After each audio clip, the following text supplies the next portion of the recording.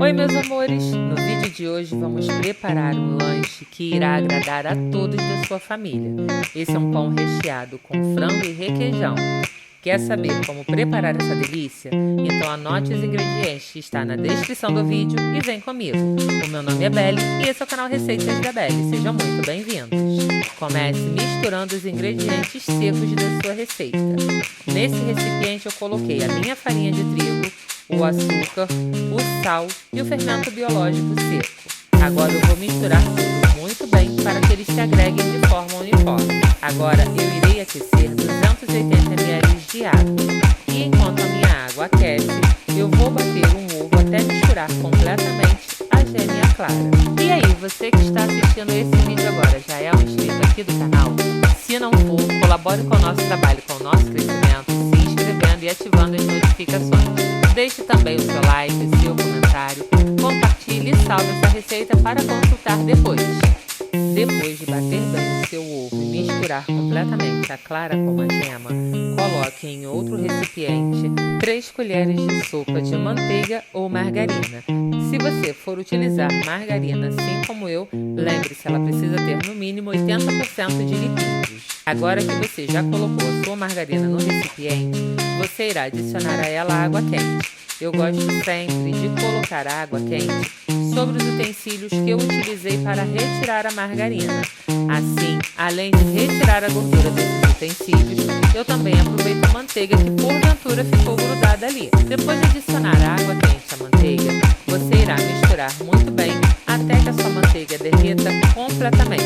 Quando isso acontecer, adicione o seu ovo batido e siga mexendo bem até incorporar o ovo à água com manteiga. Nessa etapa do processo já estamos com os nossos ingredientes secos misturados e acabamos de misturar os nossos ingredientes líquidos. Agora nós iremos unir essas duas misturas. Gente, e aqui vai a primeira dica dessa receita. Vocês viram que a minha água estava bem quente. Só que depois de misturar essa água bem quente à manteiga gelada e também ao ovo, ela amornou. Tenham em mente que vocês precisam de uma água morna para ativar o seu fermento. No começo, quando eu estava misturando os ingredientes líquidos, eu estava utilizando uma água muito quente porque a minha manteiga estava gelada. Porém, ela não pode entrar assim nos ingredientes secos, onde está o nosso fermento biológico seco. Ela precisa estar morna, mas não pode estar muito quente. A água muito quente mata o fermento. A água fria não ativa ele. Somente a água morna deixa o nosso fermento no ponto necessário para fazer a nossa massa crescer. Agora, voltando à nossa receita, depois que você incorporar os ingredientes líquidos aos ingredientes secos, observe a textura da sua massa. Isso porque, e aqui vai a segunda dica da nossa receita, algumas farinhas absorvem mais ou menos líquido. Isso também depende muito da temperatura do dia, depende da umidade do ar, depende de uma infinidade de fatores. Então, por exemplo, no dia que eu estava fazendo essa massa, o dia estava muito chuvoso. Então, esse dia estava frio. E essa minha farinha absorve água muito rapidamente. Então, inicialmente, ela ficou uma massa muito mole. E não é assim que essa massa deve ficar. Por isso, eu acrescentei a ela um pouco mais de farinha e misturei. Porém, como vocês podem observar aqui, ela continuava grudenta. Então, eu voltei a acrescentar um pouco mais de farinha. Mas tenham em mente que essas adições, caso necessário, precisam ser realizadas aos poucos, para que você não deixe a sua massa muito pesada, ok? Além da quantidade original de farinha, eu adicionei à minha massa uns 160 gramas de farinha de trigo. Na descrição dos ingredientes eu vou deixar essa medida convertida em xícaras, ok? Também vou deixar o nome de uma calculadora culinária que eu costumo utilizar. Vocês verão que isso facilita muito o nosso dia a dia na cozinha. Não esqueça de já deixar o seu like. Assim, ao final dessa receita, se você não tiver gostado dela, você poderá retirar o seu like sem problema nenhum. Agora, se você tiver gostado, você não irá esquecer, entendeu? Ah, outra coisa. Ao deixar o seu like, hype também esse vídeo. Dessa forma, você colabora para que a gente entre pro ranking dos 100 vídeos mais hypados do YouTube. E sabe o quanto essas ações vão custar para vocês? Um total de zero. mas elas são muito importantes para o nosso trabalho e para o nosso crescimento. E eu estou contando com a sua ajuda, hein? Depois de acrescentar a quantidade de farinha necessária para dar o ponto à sua massa, transfira ela para uma superfície que deve estar limpa. Só que aqui eu tenho uma outra dica. Eu acabei colocando a minha massa diretamente sobre a bancada sem antes enfarinhar ela, e por isso eu sofri um pouquinho. Agora eu vou enfarinhar a minha bancada e irei sovar a minha massa por 10 minutos. Cada vez que essa massa absorver essa quantidade de farinha que eu salpiquei sobre a bancada, eu irei acrescentar uma nova quantidade, mas não precisa ser uma quantidade muito grande não, tá, gente? É uma quantidade apenas que não deixe a sua massa grudar sobre a superfície. Olha, estou curiosa em saber quantos de vocês que estão assistindo a esse vídeo são novos aqui no canal. Então coloca lá no comentário: sou novo, ou é a primeira vez que eu estou vendo um vídeo seu. Me conte também o que você está achando dessa receita, ou qual receita você gostaria de ver reproduzida aqui no canal Receitas da Belle. Será um prazer atender ao pedido de todos vocês. E outra coisa, eu costumo demorar um pouco para responder porque geralmente meu dia é muito corrido, mas eu respondo, gente, pode confiar. Quando você terminar de sovar a sua massa, enfarinhe ela e transfira ela para um recipiente.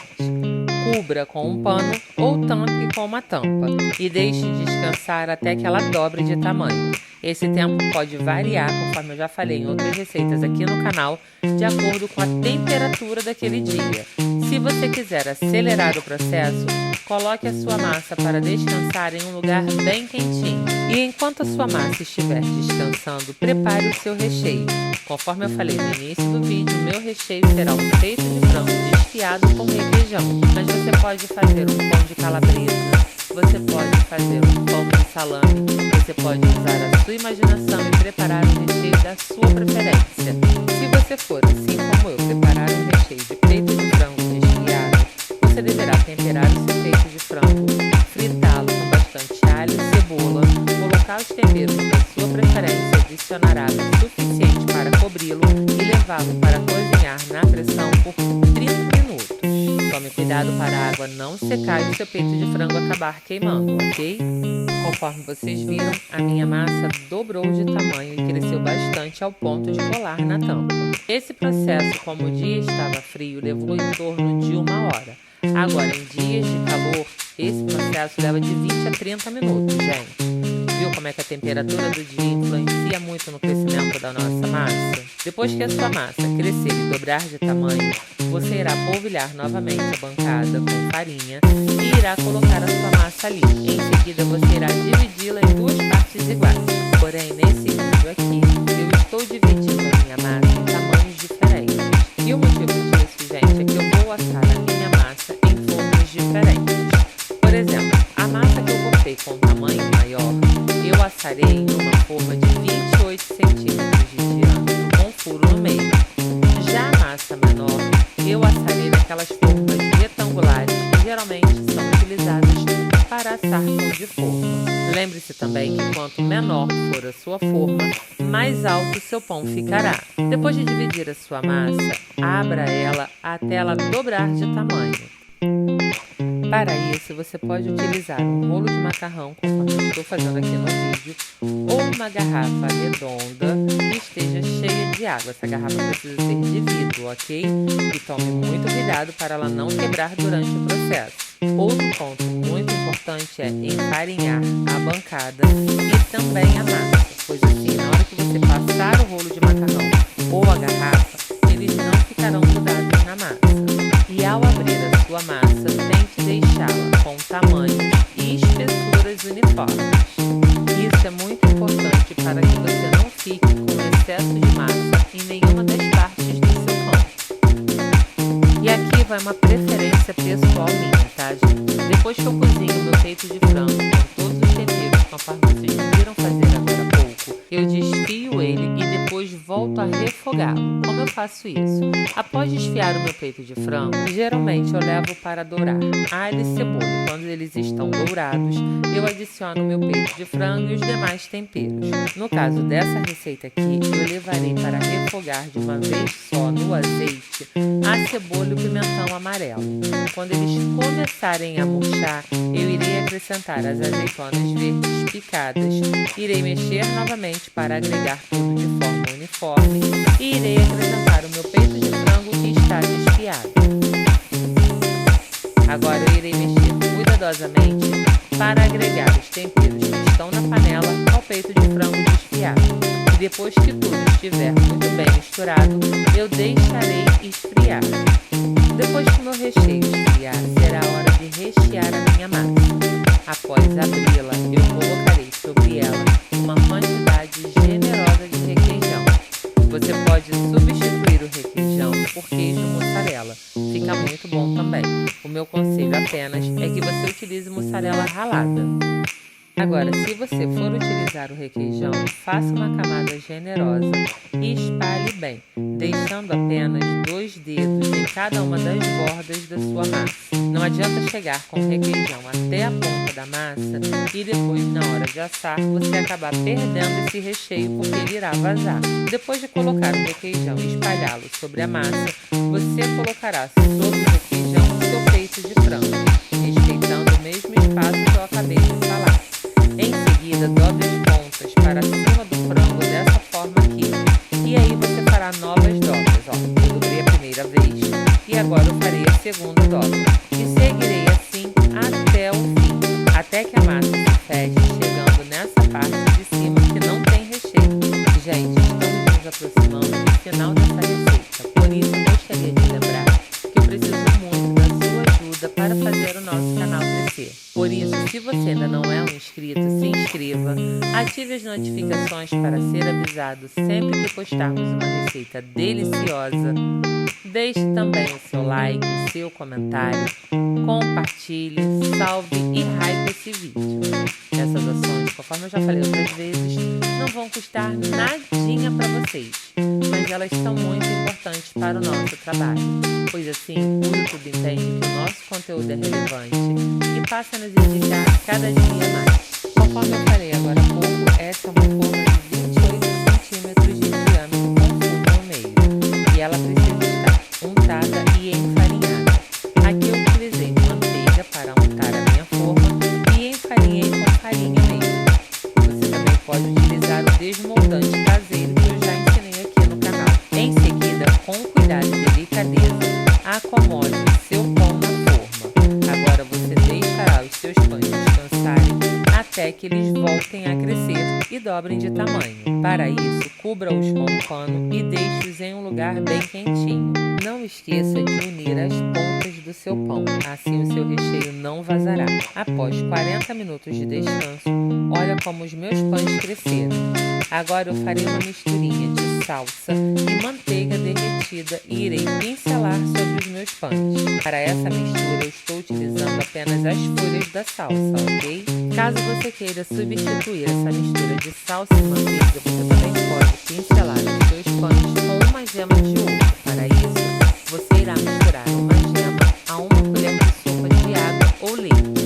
Irá bater bem até unificar esses dois ingredientes e depois irá pincelar os seus pães. Agora eu irei ralar sobre um dos meus pães queijo provolone, que pode ser substituído pelo parmesão, pelo Minas padrão ou pela mussarela. Não tem problema nenhum. Agora, se você não quiser ou não tiver em casa nenhum desses queijos, não tem problema. É só deixar sem. Quando você finalizar a cobertura do seu pão, que pode ser a salsa ou o ovo, leve-o para assar em forno pré-aquecido a 180 graus por 40 minutos. Após esse tempo, retire-o do forno, passe uma faca ao redor para soltar ele caso ele tenha grudado por causa do recheio e desenforme-o. E gente, essa é uma receita bem simples de ser preparada. Além disso, ela é rápida e muito saborosa. É um lanche que serve a toda a família e todos irão amar, independente do recheio. Agora eu vou cortar o meu pão para que vocês possam ver como ele ficou por dentro.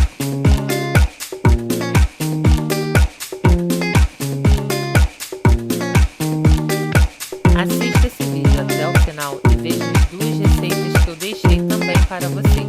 Tenho certeza que vocês irão amar. Bom, então é isso, gente. Espero que vocês tenham gostado. E se vocês assistiram esse vídeo até aqui, muito obrigada. Um beijo, até a próxima e fiquem com Deus.